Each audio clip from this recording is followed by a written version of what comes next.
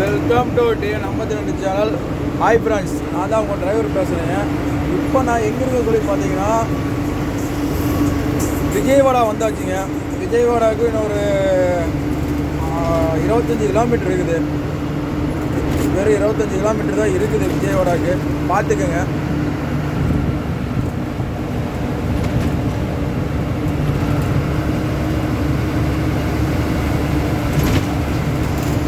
வெறும் 25 கிலோமீட்டர் தான் இருக்குது. நான் எங்கே லோடு ஏற்றிட்டு போகிறேன்னா கல்கத்தாக்கு ஏற்றிட்டு போகணுங்க லோடு. இப்போ நேராக விஜயவாடாவிலேருந்து நேராக ராஜமுந்திரி,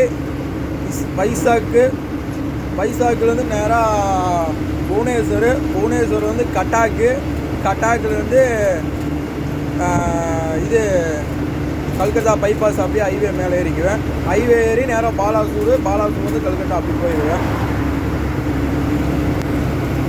அதாவது இதில் என்ன கான்செப்ட்னு கேட்டிங்கன்னா, பொள்ளாச்சிலேருந்து லோடு ஏற்றி கல்கத்தாவுக்கு டேரெக்டாக ஏற்றிட்டேன். ஆனால் கல்கத்தாவில் இறக்கி போட்டு கல்கத்தாவில் வந்து ரிட்டனு நேராக விஜயவாடா லோடு ஏற்றிட்டு வந்து விஜயவாடாவில் இறக்கி போட்டு விஜயவாடாவிலேருந்து சென்னை வந்து இறக்கி போட்டு சென்னையிலேருந்து அப்படியே கேரளா ஏற்றிக்குவேன். ஏன்னா நம்மளுக்கு இங்கேருந்து கல்கத்தா போகிற வாடகை கட்டு வழி ஆகாது. அது டீசலுக்கு மட்டும் சரியாயிருக்கு. டீசலுக்கு டிரைவர் பேட்டாக்கு இதுக்கு தான் சரியாக இருக்குது. அங்கேருந்து ரிட்டன் வரோம் பார்த்தீங்களா, அந்த வாடகை தான் வண்டிக்கு மீதியாகுது. டிரைவர் பேட்டா, டீசலு இதெல்லாம் போக வண்டிக்கு ஒரு 10 ரூபா மீதியாகுது. அதனால தான் ரிட்டன் கட்டாயி டேரெக்டாக லோடு ஏற்றுறதில்ல. விஜயவாடா வந்து சென்னையிலேருந்து கேரளா இப்படி ஏற்றிக்கிறது. என்ன பண்ணுறதுங்க, இப்போலாம் மோட்டார் தொழில ரொம்ப இதாகி போச்சு.